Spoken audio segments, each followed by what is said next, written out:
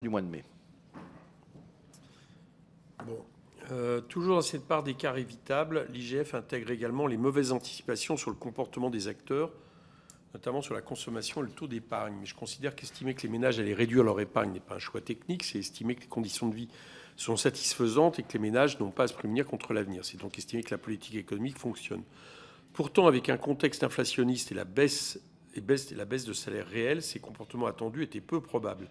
Si le revenu disponible brut augmente en 2023, c'est seulement parce qu'il est tiré par les revenus du patrimoine. Vos études de l'INSEE l'ont, de ce point de vue-là, montré. Or, ces revenus sont plutôt épargnés que consommés. Ne pouvons donc pas conclure que le gouvernement n'a pas, là encore, pris en compte vos études que nous avons pu, y compris, étudier ici même en commission. Monsieur le Président, est-ce que je peux élargir et considérer que votre question porte aussi sur le même phénomène en 2024 ? Dès lors que vous répondez, pas de problème.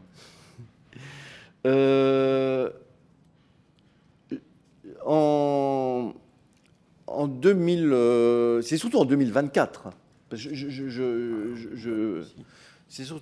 C'est surtout en 2024 que on le sait, la même croissance. On verra encore ce qu'il en sera, mais pour l'instant, l'estimation de 1,1% en moyenne annuelle pour 2024, mais avec une composition de la croissance dont on a noté qu'elle était très différente de celle qui était attendue, moins de consommation.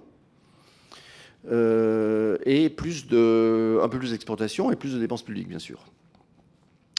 Et donc, ça a des conséquences, bien sûr, sur les finances publiques, puisque ça signifie moins de recettes de fiscalité indirecte et notamment moins de TVA.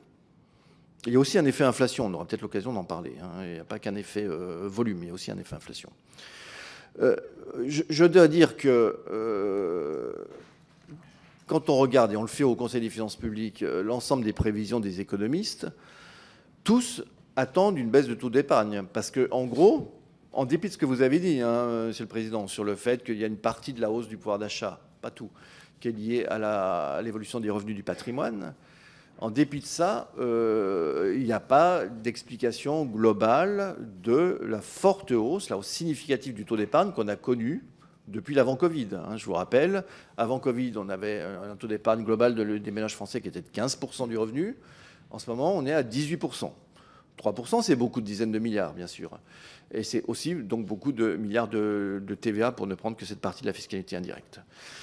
Dans les prévisions de 2024, alors je ne suis plus très sûr pour les prévisions de 2023, pardon, Monsieur le Président. Dans les prévisions de 2024, la plupart des organismes de conjoncture, des économistes de banque, etc., des organisations internationales, prévoyaient pour 2024 une baisse du taux d'épargne et un soutien, en tout cas jamais une nouvelle hausse du taux d'épargne. Qu'est-ce qui sera passé en 2024 ? Pour l'instant, c'est ce qu'on a dans la dernière note de conjoncture. Encore une fois, on est dans 2024 encore dans le domaine de la prévision. On aura sans doute un pouvoir d'achat du revenu des ménages qui, pour l'ensemble des ménages, aura cru de 2%. Et ces 2% ne sont pas intégralement dus au revenu d'épargne et du patrimoine. Tous les retraités, cette année, dites-moi si vous me contredites, tous les retraités ont vu cette année l'augmentation de leur pouvoir d'achat, du revenu, de leur retraite. Donc la hausse du pouvoir d'achat du revenu des ménages en 2024 n'est pas intégralement liée au revenu du patrimoine. Les revenus du patrimoine ont été plus dynamiques que la moyenne, mais elle n'est pas intégralement liée au revenu du patrimoine. Et pour cette hausse de 2%, autour de 2% de hausse du pouvoir d'achat des ménages, on s'attend pour l'instant à une hausse de la consommation en moyenne annuelle en 2024 qui sera plutôt inférieure à 1%. La dernière prévision, c'est 0,9%. Donc une nouvelle hausse du taux d'épargne. Il sera passé en gros de 17 à 18. Et ça, il n'y a pas encore de consensus chez les observateurs, les analystes, les économistes, les conjoncturistes de tout poil pour expliquer d'où ça vient. Donc on s'y essayait, nous, dans la dernière note de conjoncture, mais c'est quelque chose de difficile. Et donc se pose le problème.